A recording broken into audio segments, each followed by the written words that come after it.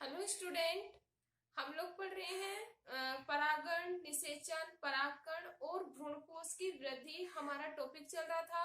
Last class में हम लोगों ने इसमें फर्टिलाइजेशन के बारे में पढ़ लिया था।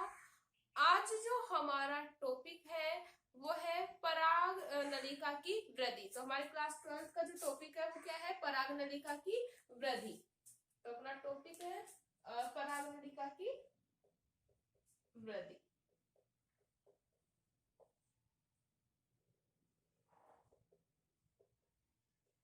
जो पराग नलिका की जो वृद्धि होती है वो अलग अलग प्लांट्स में अलग अलग प्रकार से होती है।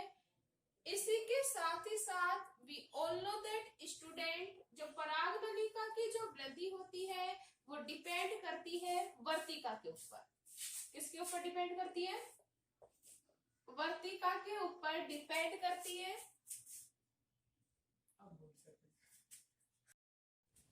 या फिर हम लोग बोल सकते हैं कि जो पराग नलिका की जो वृद्धि है वो वर्तिका की आंतरिक संरचना पर निर्भर करती है। वर्तिका की किस पर निर्भर करती है? आंतरिक संरचना पर निर्भर करती है। वी ऑल नो दैट जो स्टाइल है या वर्तिका है, it is A tube like structure. कैसी संरचना है? नलिका रूपी संरचना होती है। हम लोग देखते हैं इस प्रकार से स्ट्रक्चर होती है।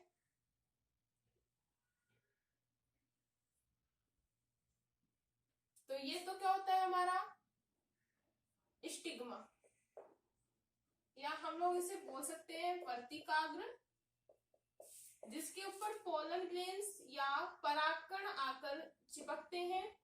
और ये जो ट्यूब लाइक स्ट्रक्चर होती है वो क्या कहलाती है? स्टाइल या वर्तिका।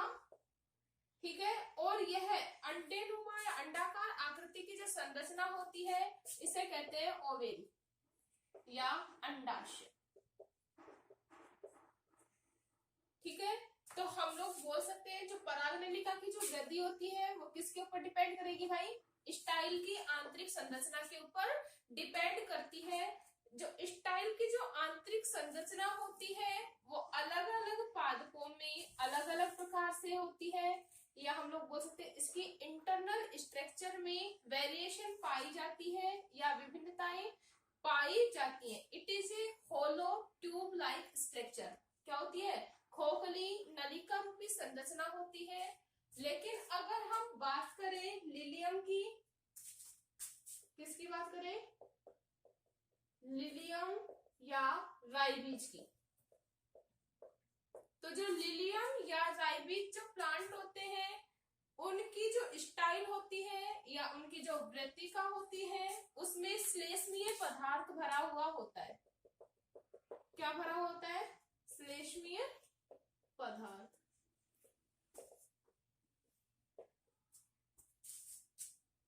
इनकी संरचना में या इनकी स्टाइल में श्लेष्मीय पदार्थ भरे होने के कारण यह जो श्लेष्मीय पदार्थ होता है वर्तिका की वृद्धि को प्रेरित करता है।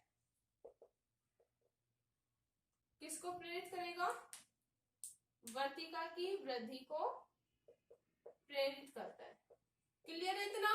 मतलब हम लोग बात करें लिलियम या राइबीज की, तो लिलियम या राइबीज की वर्तिका में श्लेष्मीय पदार्थ भरा होता है जो इंडक्शन का काम करता है या प्रेरित करने का कार्य करता है। किसको? वर्तिका की वृद्धि को। नेक्स्ट अगर हम बात करें अदर प्लांट्स की, तो जो अदर प्लांट्स की जो स्टाइल होती है या जो दूसरे पादपों की जो स्टाइल या वर्तिका होती है वो सॉलिड होती है या ठोस होती है। कैसी होती है? जो स्टाइल जो संरचना होती है वो कैसी होती है? ठोस होती है। इस स्टाइल के अंदर पैक्टिनेज उत्तक भरे हुए होते हैं। इनमें क्या पाए जाते हैं? उत्तक भरे हुए होते हैं, जिसके कारण एक ऐसी संरचना होती है, ठोस संरचना होती है। और जो ये जो ठोस संरचना होती है, जो पैक्टिनेज की बनी हुई संरचना होती है, यह विभिन्न एंजाइम की हेल्प से, किसके द्वारा? विभिन्न एंजाइम की हेल्प से घुल जाते हैं और ये पराग नलिका की वृद्धि को मार्ग प्रदान करने का कार्य करते हैं, पोलन ट्यूब को मार्ग प्रदान करने का कार्य करते हैं। इतना क्लियर है। इसी के साथ अगर हम नेक्स्ट बात करें पिटूनिया प्लांट की, किसकी बात कर रहे हैं? पिटूनिया प्लांट की। तो जो पिटूनिया प्लांट होती है उसकी स्टाइल में पाया जाता है इंटरसेल्युलर स्पेस या अंतराकोशिकीय अवकाश पाए जाते हैं। इस इंट्रासेल्युलर स्पेस से होते हुए जो पराग नलिका है वो अंडाशय के अंदर क्या करती है? प्रवेश करती है। इंट्रासेल्युलर स्पेस में से पराग नलिका इजीली गुजर सकती है, उसको पैसेज मिल जाता है या मार्ग मिल जाता है और इसके थ्रू आउट ये अंडाशय में क्या करेगी? प्रवेश करती है। ठीक है, तो ये हम बोल सकते हैं कि अलग अलग पादपों में जो पराग नलिका की जो वृद्धि होती है वो किसके ऊपर डिपेंड करती है? इंटरनल स्ट्रक्चर ऑफ स्टाइल के ऊपर डिपेंड करती है। इसी के साथ नेक्स्ट अगर हम बात करें, जो पराग नलिका की वृद्धि होती है वो ऑलवेज होती है अंडाशय की साइड में। किधर की साइड में होगी इसकी वृद्धि? अंडाशय की तरफ होती है। और जो यह वृद्धि होती है वो होती है रसायन अनुवृत्ति प्रकार की।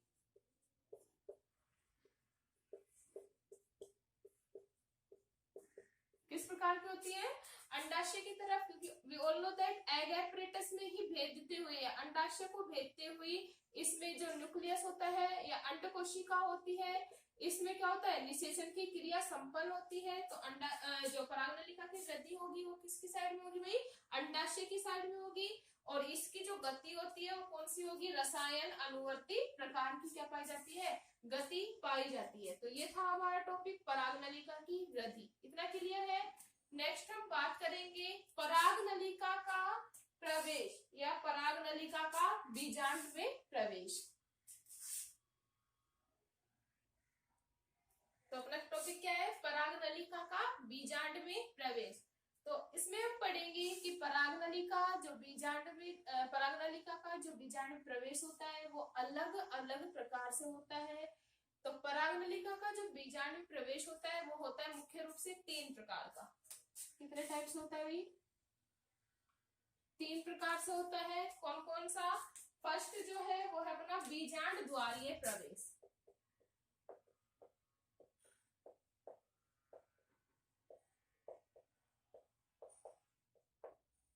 सेकंड जो होता है वो होता है निभागीय प्रवेश।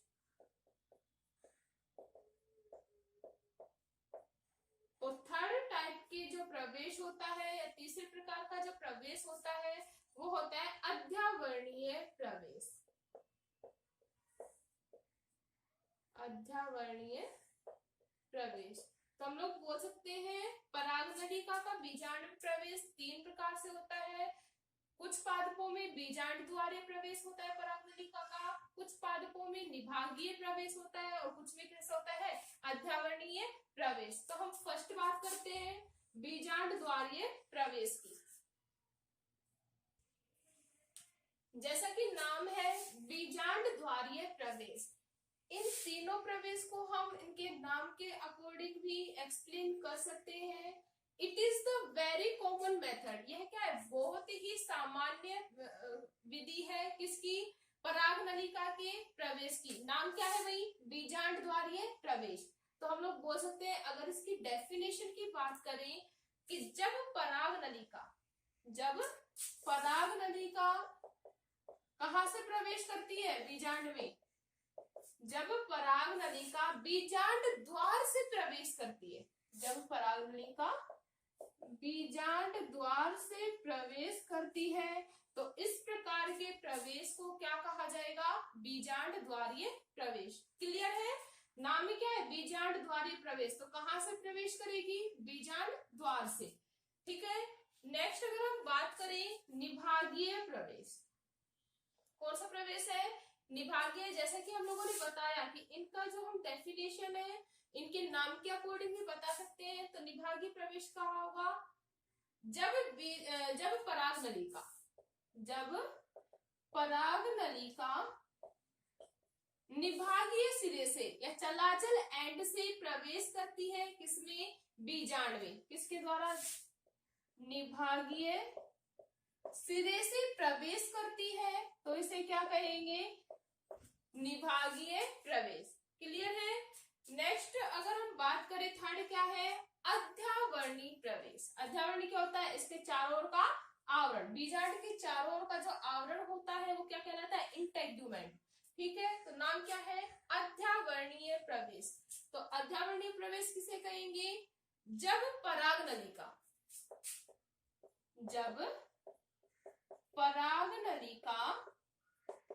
अध्यावरण को भेदती हुई, मैंने बता दिया आउटर लेयर जो है वो क्या कहला रही है, इंटेग्यूमेंट। ठीक है, ये अध्यावरण कहलाती है। तो जब पराग नलिका अध्यावरण को भेदती हुई बीजांड में प्रवेश करती है, अध्यावरण को भेदती हुई किसमें प्रवेश करेगी, बीजांड में प्रवेश करती है, तो इस प्रकार का जो प्रवेश होगा वो कौन सा कहलाएगा, अध्यावरणीय प्रवेश।